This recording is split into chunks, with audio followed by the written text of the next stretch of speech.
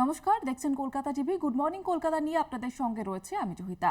শুরুতেই যে খবরের দিকে নজর রাখবো, মগরাহাটের বিধায়কের গাড়িতে দুর্ঘটনায় মৃত 2, আহত 3, হাসপাতালে ভর্তি।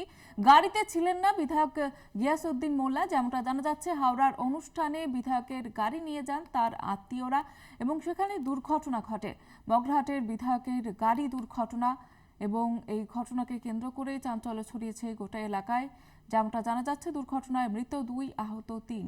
মগরাহাটের বিধায়কের গাড়ি দুর্ঘটনায় মৃত 2, আহত 3, হাসপাতালে ভর্তি। গাড়িতে ছিলেন না বিধায়ক গিয়াসউদ্দিন মোল্লা এবং হাওড়ার অনুষ্ঠান বাড়িতে গিয়ে সেখানে এই দুর্ঘটনাটি ঘটে। বিধায়কের গাড়ি নিয়ে যান তার আত্মীয়রা। মগরাহাটের বিধায়কের গাড়ি দুর্ঘটনা, মৃত 2, আহত 3। যদিও ওই গাড়িতে ছিলেন না বিধায়ক, তার আত্মীয়রা ওই গাড়ি নিয়ে যান এবং সেখানে এই দুর্ঘটনা ঘটেছে বলে জানা যাচ্ছে এবং দুর্ঘটনায় 2 জনের মৃত্যু হয়েছে। আহতরা হাসপাতালে চিকিৎসাধীন আপাতত। গতকাল রাতে এই ঘটনাটি ঘটে।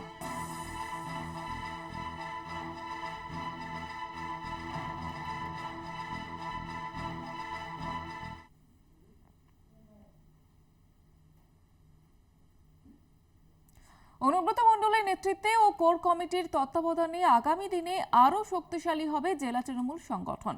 বৈঠক শেষে মিলল সেই বার্তায়। শনিবার বোলপুরে জেলা তৃণমূল কার্যালয়ে কোর কমিটির বৈঠক হয়। দুপুর 3:40 নাগাদ শুরু হয় বৈঠক। অনুব্রতর পাশাপাশি বৈঠকে ছিলেন কাজল শেখ, মন্ত্রী চন্দ্রনাথ সিনহা। বৈঠকে কাজল শেখ ও অনুব্রতর উপস্থিতিতে দেখা যায় ঐক্যের ছবি। বেশ কয়েকদিন ধরে অনুব্রত মণ্ডলের সঙ্গে কাজল শেখের যে দ্বন্দ্ব, সেটা বারবার প্রকাশ এসেছিল এবং গতকাল যে বৈঠকে করা হয় সেখানে বৈঠকে উপস্থিত ছিলেন কাজল শেখ, অনুব্রত মণ্ডল উভয়ই এবং সেখানে ঐক্যের ছবি দেখা যায়।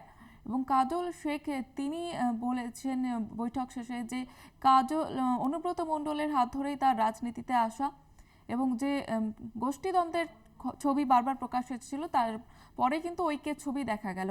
আমাদের সঙ্গে টেলিফোন লাইনে রয়েছে প্রতিনিধি মনা বীরবংশী। মনা, কি জানা যাচ্ছে বৈঠক শেষে কি যে দ্বন্দ্ব প্রকাশ্যে আসছিল সেই দ্বন্দ্ব কি মিটেছে?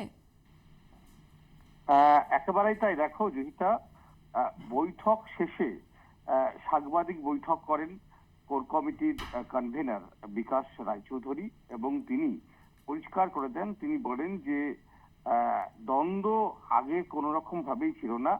আপনারা বিশেষ করে সংবাদ মাধ্যম যে খবর পরিবেশন করেছেন সেটা কিছুটা হলেও সুর চড়িয়েছেন এবং অনুব্রত এবং কাজল এই দুজনের মধ্যে তাদের মধ্যে একটা সমন্বয় রয়েছে, তাদের মধ্যে একটা সুসম্পর্ক রয়েছে। সেই সুসম্পর্ক রেখেই কিন্তু বিগত দিনেও চলেছে, আগামী দিনেও একসাথে কাঁধে কাঁধ মিলিয়ে চলবে, দল পরিচালনা করবে, সংগঠন আরো মজবুত করবে, এমনটাই কিন্তু বিকাশ রায়চৌধুরী জানিয়েছেন। শুধু তাই নয়, এই কোর কমিটির বৈঠক থেকে আগামী যে কোর কমিটির মিটিং সেটি 15 তারিখ 15ই ডিসেম্বর সেটি রামপুরহাটে অনুষ্ঠিত হবে, এটি সিদ্ধান্ত হয়েছে। শুধু তাই নয়, অনুব্রত মণ্ডল তার নেতৃত্বেই তার পরামর্শেই বীরভূম জেলা তৃণমূল কংগ্রেসের যে দল কোর কমিটি, সেই কোর কমিটি আগামী দিনে বিশেষ করে দলের কথা ভেবে, দলের সংগঠনের কথা ভাবে, যেভাবে অনুব্রত মণ্ডল তিনি নিজে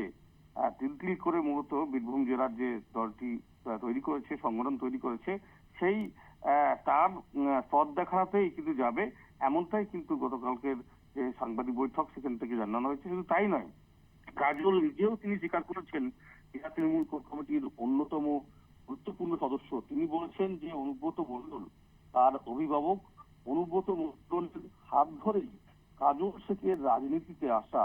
অর্থাৎ অভিভাবক হিসেবে অনুব্রত যে পরামর্শ দেবেন তার পরামর্শ নিয়েই আমরা আশীর্বাদ নিয়েই আমরা দল পরিচালনা করব এবং আমরা সকলেই কিন্তু দল আরো সংগঠন শক্তিশালী হবে, এমনটাই কিন্তু তারা প্রতিক্রিয়া দিচ্ছেন। দেখো, অবশ্যই তুমি জানো যে প্রথম জেলা তৃণমূল কোর কমিটির বৈঠকে অনুব্রত মণ্ডল উপস্থিত ছিলেন এবং সকলের কিন্তু নজর ছিল ঠিক বৈঠকে কি হতে চলেছে, বৈঠকে ঠিক কি হবে।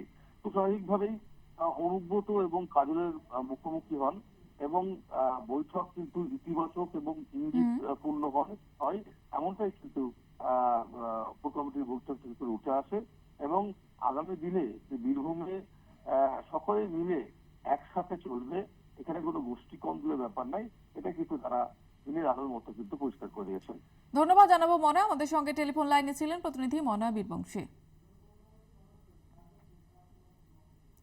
জেলা সভাধিপতি কাজল শেখ এবং কোর কমিটির সদস্য এই কাজল শেখ বৈঠক শেষে কি বলেছেন আপনাদের শোনাবো। আজকের সিদ্ধান্ত এটাই হলো, আগামী দিনে বীরভূম জেলা পরিচালনা করবে কোর কমিটি।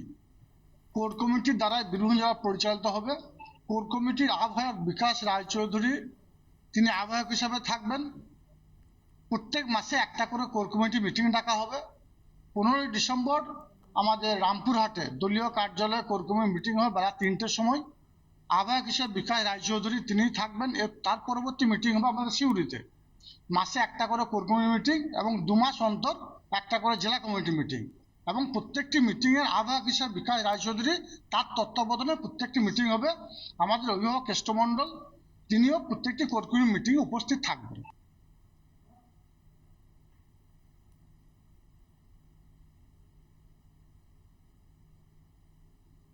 কসবাকাণ্ডে পুলিশের জালে মূল চক্রী ধৃত যুবরাজের বয়ানের ভিত্তিতে পাকড়াও ইকবাল। তদন্তে পুলিশকে বারবার বিভ্রান্ত করার চেষ্টা। ধৃত যুবরাজ সিং নাবালক নয় এবং পুলিশি তদন্তে উঠে এসেছে এমনই তথ্য। প্রথম থেকে ঘটনার সঙ্গে যুক্ত এক ট্যাক্সি চালককেও গ্রেপ্তার করেছে পুলিশ। 14 দিনের পুলিশ হেফাজতে ধৃত ইকবাল এবং যুবরাজ।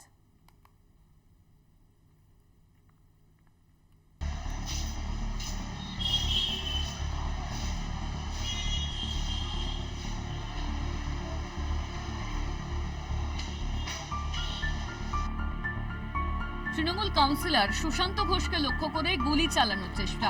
শুক্রবার সন্ধ্যে থেকে এই ঘটনাকে কেন্দ্র করে ব্যাপক চাঞ্চল্য ছড়িয়েছে কসবা এলাকায়। খুনের চেষ্টা নাকি নিছকই ভয় দেখানোর পরিকল্পনা? নেপথ্যে আসলে কে বা কারা? অবশেষে কসবা কাণ্ডে বড় ব্রেক থ্রু পুলিশের। পাকড়াও মাস্টার মাইন্ড ইকবাল।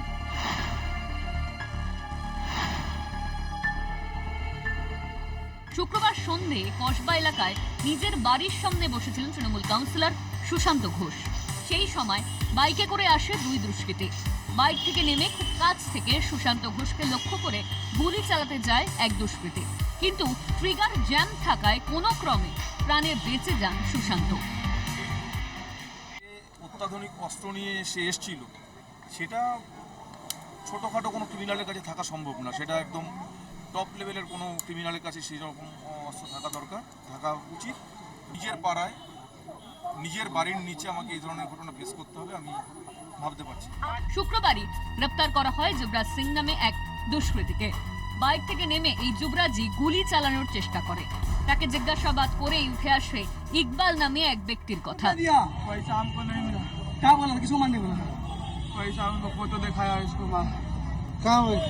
कौन भेजा था? मोहम्मद इकबाल। तुझसे कहाँ मिला था? उधर पे इधर गाड़ी जाने जाता। কে এই ইকবাল? যুবরাজ সিং এর সঙ্গে তার পরিচয় বা কোন সূত্রে?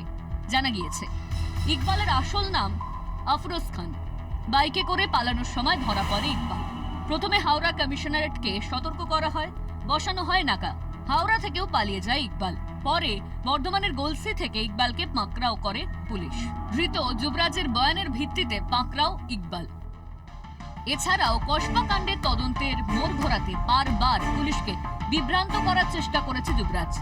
কিন্তু যুবরাজ সিং নাবালক নয়, পুলিশকে মিথ্যে বলে অভিযুক্ত। কাগজপত্র দেখে তা জানতে পারে পুলিশ। সুশান্ত ঘোষকে শুধু ভয় দেখাতে বলা হয়েছিল। পুলিশকে জানায় ধৃত যুবরাজ। এই ঘটনায় 5 জনকে চিহ্নিত করে পুলিশ। অভিযোগ তো কালকে রাত্রেই করা হয়েছিল। এখন ওটা বলা যাবে না, ইনভেস্টিগেশন। হ্যাঁ, ওটা কথা হয়েছে। না, পুলিশের কাজ করছে। শনিবার ঘটনাস্থলে পৌঁছন পুলিশ কমিশনার মনোজ বর্মা। পুরো পরিস্থিতি সরেজমিনে খতিয়ে দেখেন তিনি। Case is under investigation. এখনো অবধি 2 জন ধরা পড়েছে and further action is being taken. We are taking action. একজন যে ধরা পড়েছে, যে যার হাতে ওয়েপন ছিল, সে বৈশালীর একজন আছে, আমরা অ্যাড্রেস পেয়েছি।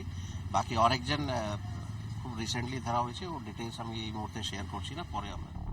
কসবা কাণ্ডে জালে ট্যাক্সি ড্রাইভার। ঘটনায় ইকবাল এবং যুবরাজ সিং এর পাশাপাশি এক ট্যাক্সি চালককেও গ্রেপ্তার করেছে পুলিশ। জানা গিয়েছে ঘটনার সঙ্গে জড়িত 4-5 জনকে পালাতে সাহায্য করে ট্যাক্সি ড্রাইভার।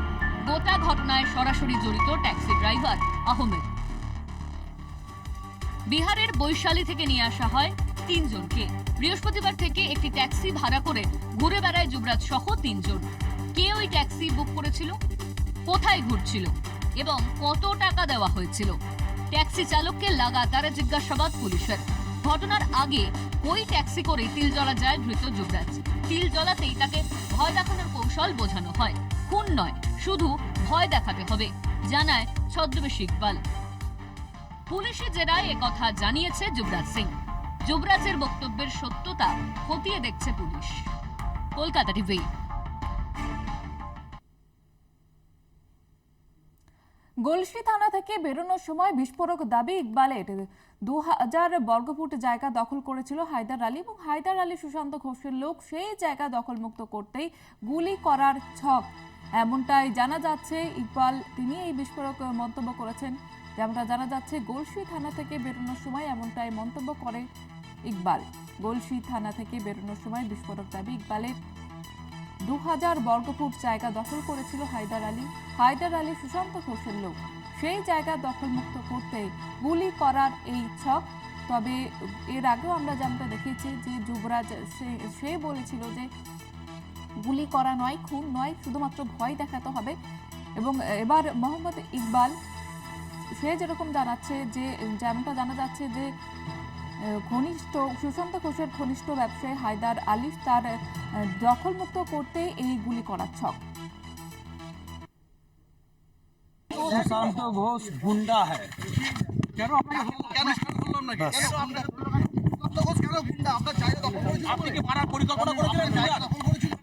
जगह दखल करे है, मेरा जगह है, जगह दखल किया है तो मारा है।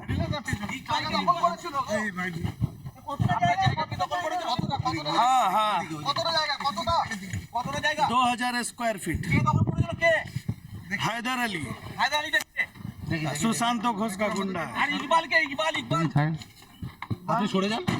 हमारा साथी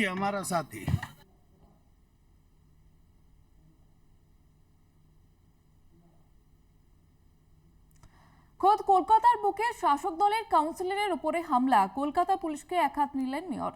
ঘটনায় পুলিশকে দোষ দিয়ে লাভ নেই, শাসক দলকেই কাঠগড়ায় দাঁড় করালেন বিরোধীরা। Enough is enough. সাংবাদিক বৈঠকে বসেই বিরক্তি প্রকাশ মেয়রের। কসবা কাণ্ডে পুলিশকে কাঠগড়ায় তুললেন ফিরহাদ হাকিম। বেআইনি অস্ত্রের তথ্য কেন থাকছে না পুলিশের হাতে, প্রশ্ন মেয়রের। মুখ্যমন্ত্রীর বারবার হুঁশিয়ারির পর কেন নিষ্ক্রিয় পুলিশ? বহিরাগত অপরাধীদের আটকাতে পুলিশকে সক্রিয় হওয়ার নির্দেশ মেয়রের। Enough is enough. উত্তরপ্রদেশের কালচার, বিহারের কালচার, আহমেদাবাদের কালচার এখানে ঢুকতে দেওয়া হবে না। আমাদের মুখ্যমন্ত্রী মমতা বন্দ্যোপাধ্যায় বারবার বলেছেন পুলিশকে যে আর্মস উদ্ধার করো, ইন্টারস্টেট ক্রিমিনালদের আটকাও। তারপরেও হাঁ করে বসে থাকা যাবে না। তাই পুলিশকে বলবো অ্যাক্ট নাও। ইন্টেলিজেন্স কোথায়? এবং প্রত্যেকটা অ্যারেস্ট আমি দেখছি যে বাইরের স্টেটের ক্রিমিনাল এখানে অ্যারেস্ট হচ্ছে। ওয়াই এত বাইরের ক্রিমিনাল আসছে কি করে? Where is the network? ফিরহাদের এই প্রশ্নের পর স্বাভাবিকভাবেই চাঞ্চল্য রাজনৈতিক মহলে। খোদ মেয়রের সমালোচনা নিয়ে কোমর বেঁধে নেমে পড়েছেন বিরোধীরা। তাঁদের দাবি রাজনীতিকরণের কারণেই পুলিশের নিষ্ক্রিয়তা। রাজ্যের পুলিশ মন্ত্রী তথা মুখ্যমন্ত্রীকেও কটাক্ষ করছেন তারা। ঘটনার পিছনে শাসক দলের হাত রয়েছে বলে দাবি বিরোধীদের। ফিরহাদ হাকিম একজন ক্যাবিনেট মন্ত্রী, সেই ক্যাবিনেটেই স্বরাষ্ট্রমন্ত্রী বসেন, যিনি রাজ্যের মুখ্যমন্ত্রী। পুলিশ কোনো স্বতন্ত্র সংগঠন নয়। ইন্টেলিজেন্স ফেলিওরের একমাত্র কারণ হচ্ছে প্রশাসনের অতিরিক্ত রাজনীতিকরণ। বাম জমানায় প্রশাসন এবং শাসক দলের মধ্যে যে সূক্ষ্ম বিভাজন রেখাটুকু ছিল, এই সরকার সেটা এসে মুছে ফেলেছে। আজকে তৃণমূলী পুলিশ, পুলিশই তৃণমূল। সর্ষের ভেতর ভূত নয়, ভূতটাই সর্ষে। এখানের সঙ্গে পুলিশের কোনো সম্পর্ক নেই। এটা যা হয়েছে নিজেদের মধ্যে 75-25 ভাগ বা সকলকে দিয়ে খাওয়ার যে ব্যবস্থা, সেখানে কোনো জায়গায় বিচ্যুতি এসেছিল, তার জন্য ঘটেছে। সৎ সঙ্গে স্বর্গবাস, অসৎ সঙ্গে সর্বনাশ। এই গোটা ঘটনা তো ঘটাচ্ছে তৃণমূল পরিকল্পিতভাবে। তৃণমূল তারা মাফিয়াদের সঙ্গে কাজ করে মাফিয়া রাজ তৈরি করেছেন। আজকে যে সকালে মাফিয়া নেতা তৃণমূলের, কালকে বিকেলে সে বিজেপির নেতা, এইভাবেই তো পারস্পরিক যোগাযোগ তৈরি হয়েছে। আর পশ্চিমবঙ্গের বুকে এই মাফিয়া কালচার তো জন্ম দিয়েছে তৃণমূল। রাজনাথকে সঙ্গে নিয়ে, কিষেনজিকে সঙ্গে নিয়ে, ছত্রধর মাহাতোকে নেতা বানিয়ে, জ্ঞানেশ্বরী হত্যাকাণ্ড ঘটিয়ে, আলিপুর থানায় হামলা করে পুলিশকে টেবিলের তলায় লুকোতে বাধ্য করে, সব কিছুর স্রষ্টা তো তৃণমূল।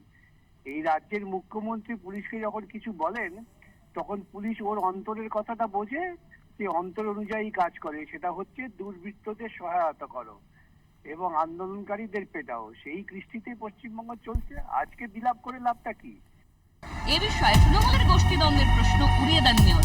কড়া গলায় জানান, যদি দলের কোনো গোষ্ঠী এই ঘটনায় জড়িত থাকে তবে গোষ্ঠীকেও গ্রেফতার করতে হবে। আপনাদের এই এক সমস্যা, গোষ্ঠীদ্বন্দ্ব। কিসের গোষ্ঠীদ্বন্দ্ব? ক্রিমিনাল, তাকে অ্যারেস্ট করতে হবে। কিসের গোষ্ঠী? পুলিশকে বলছি অ্যারেস্ট করো, গোষ্ঠী নয়। ক্রিমিনালকে অ্যারেস্ট করো, তাকে জিজ্ঞেস করো কে আছে। যদি গোষ্ঠী হয়, গোষ্ঠীকে অ্যারেস্ট করো। এদিন সুশান্ত ঘোষের সঙ্গে দেখা করতে যান মেয়র। তিনি জানান, মুখ্যমন্ত্রী সুশান্ত ঘোষকে ফোন করেছেন। পুরো দল কাউন্সিলরের পাশে রয়েছে। কলকাতা টিভি।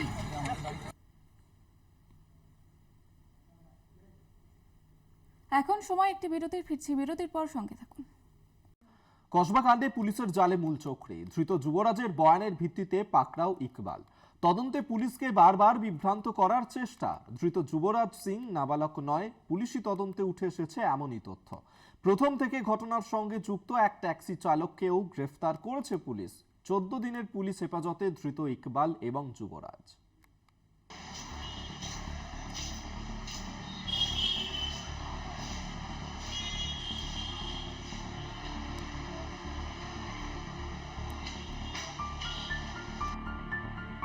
তৃণমূল কাউন্সিলর সুশান্ত ঘোষকে লক্ষ্য করে গুলি চালানোর চেষ্টা।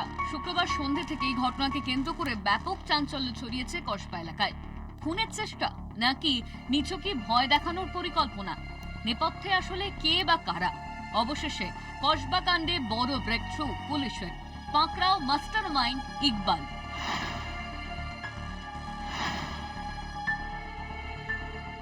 শুক্রবার সন্ধে কসবা এলাকায় নিজের বাড়ির সামনে বসেছিলেন তৃণমূল কাউন্সিলর সুশান্ত ঘোষ। সেই সময় বাইকে করে আসে দুই দুষ্কৃতী। বাইক থেকে নেমে খুব কাছ থেকে সুশান্ত ঘোষকে লক্ষ্য করে গুলি চালাতে যায় এক দুষ্কৃতী, কিন্তু ট্রিগার জ্যাম থাকায় কোনো ক্রমে প্রাণে বেঁচে যান সুশান্ত। অত্যাধুনিক অস্ত্র নিয়ে সে এসেছিল, সেটা ছোটোখাটো কোনো ক্রিমিনালের কাছে থাকা সম্ভব না। সেটা একদম টপ লেভেলের কোনো ক্রিমিনালের কাছে সেই রকম অস্ত্র থাকা উচিত।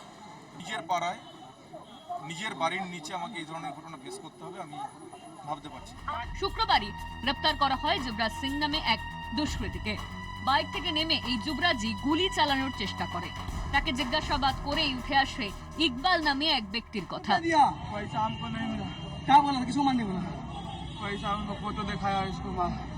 कौन भेजा था? मोहम्मद इकबाल। तो इससे कहाँ मिला? तो इससे कहाँ मिला था? उधर पे इधर गाड़ियां नहीं जानता। কে ইকবাল? যুবরাজ সিং এর সঙ্গে তার পরিচয় বা কোন সূত্রে? জানা গিয়েছে ইকবালের আসল নাম আফরোজ খান। বাইকে করে পালানোর সময় ধরা পড়ে ইকবাল। প্রথমে হাওড়া কমিশনারেটকে সতর্ক করা হয়, বসানো হয় নাকা। হাওড়া থেকেও পালিয়ে যায় ইকবাল। পরে বর্ধমানের গোলসি থেকে ইকবালকে পাকড়াও করে পুলিশ। ধৃত যুবরাজের বয়ানের ভিত্তিতে পাকড়াও ইকবাল। এছাড়াও কসবা কাণ্ডের তদন্তের মোড় ঘোরাতে বারবার পুলিশকে বিভ্রান্ত করার চেষ্টা করেছে যুবরাজ। কিন্তু যুবরাজ সিং নাবালক নয়, পুলিশকে মিথ্যে বলে অভিযুক্ত। কাগজপত্র দেখে তা জানতে পারে পুলিশ। সুশান্ত ঘোষকে শুধু ভয় দেখাতে বলা হয়েছিল। পুলিশকে জানায় ধৃত যুবরাজ। এই ঘটনায় 5 জনকে চিহ্নিত করে পুলিশ। অভিযোগ তো কালকে রাত্রেই করা হয়েছিল। এখন ওটা বলা যাবে না, ইনভেস্টিগেশন। হ্যাঁ, ওটা কথা হয়েছে। না, পুলিশের কাজ করছে। শনিবার ঘটনাস্থলে পৌঁছন পুলিশ কমিশনার মনোজ বর্মা। পুরো পরিস্থিতি সরেজমিনে খতিয়ে দেখেন তিনি। ये কেস ইজ আন্ডার ইনভেস্টিগেশন, এখনো অবধি দুজন ধরা পড়েছে and further action is being taken. We are taking action. একজন যে ধরা পড়েছে, যে যার হাতে ওয়েপন ছিল, সে বৈশালীর একজন আছে, আমরা অ্যাড্রেস পেয়েছি। বাকি আরেকজন খুব রিসেন্টলি ধরা হয়েছে, ওর ডিটেলস আমি এই মুহূর্তে শেয়ার করছি না, পরে আমরা। কসবা কাণ্ডে জালে ট্যাক্সি ড্রাইভার। ঘটনায় ইকবাল এবং যুবরাজ সিং এর পাশাপাশি এক ট্যাক্সি চালককেও গ্রেপ্তার করেছে পুলিশ। জানা গিয়েছে ঘটনার সঙ্গে জড়িত 4-5 জনকে পালাতে সাহায্য করে ট্যাক্সি ড্রাইভার। গোটা ঘটনায় সরাসরি জড়িত ট্যাক্সি ড্রাইভার আহমেদ। বিহারের বৈশালী থেকে নিয়ে আসা হয় 3 জনকে। বৃহস্পতিবার থেকে একটি ট্যাক্সি ভাড়া করে ঘুরে বেড়ায় যুবরাজ সহ 3 জন। কে ওই ট্যাক্সি বুক করেছিল, কোথায় ঘুরছিল এবং কত টাকা দেওয়া হয়েছিল, ট্যাক্সি চালককে লাগাতার জিজ্ঞাসাবাদ পুলিশের। ঘটনার আগে ওই ট্যাক্সি করে তিলজলা যায় ধৃত যুবরাজ। তিলজলাতেই তাকে ভয় দেখানোর কৌশল বোঝানো হয়। খুন নয়, শুধু ভয় দেখাতে হবে, জানায় ছদ্মবেশ ইকবাল। পুলিশি জেরায় একথা জানিয়েছে যুবরাজ সিং। যুবরাজের বক্তব্যের সত্যতা খতিয়ে দেখছে পুলিশ। কলকাতা টিভি। গলসি থানা থেকে বেরোনোর সময় বিস্ফোরক দাবি ইকবালের। 2000 বর্গফুট জায়গার দখল করেছিল হায়দার আলী। হায়দার আলী সুশান্ত ঘোষের লোক। সেই জায়গায় দখল মুক্ত করতেই গুলি করার ছক।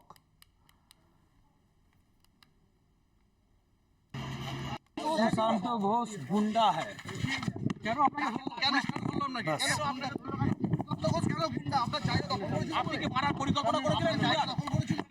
जगह दखल करे, मेरा जगह है, जगह दखल।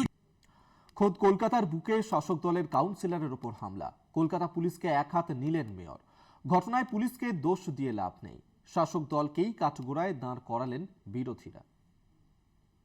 Enough is enough. সাংবাদিক বৈঠকে বসে বিরক্তি প্রকাশ মেয়রের। কসবা কাণ্ডে পুলিশকে কাঠগড়ায় তুললেন ফিরহাদ হাকিম।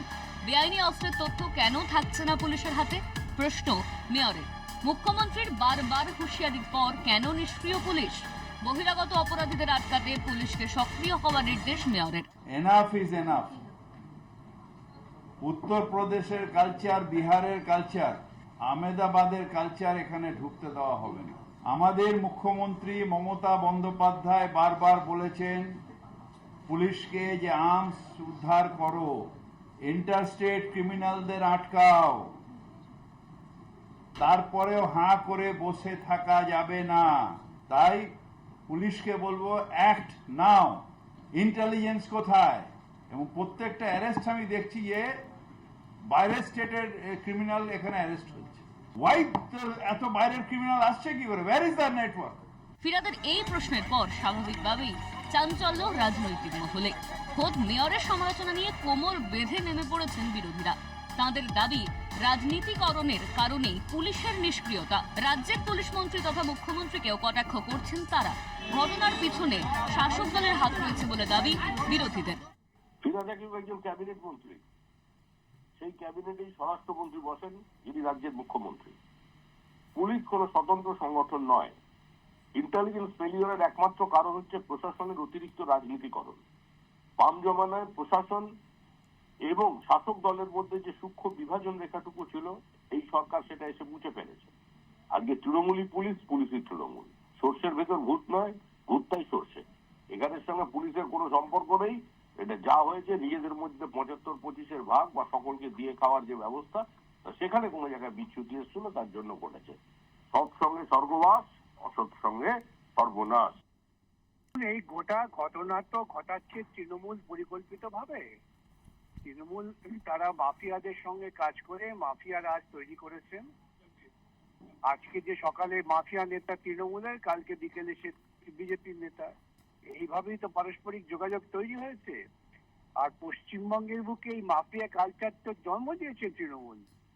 রাজনাথকে সঙ্গে নিয়ে, কিষেনজিকে সঙ্গে নিয়ে, ছত্রধর মাহাতোকে নেতা বানিয়ে, জ্ঞানেশ্বরী হত্যাকাণ্ড ঘটিয়ে, আলিপুর থানায় হামলা করে পুলিশকে টেবিলের তলায় লুকোতে বাধ্য করে, সব কিছুর স্রষ্টা তো তৃণমূল।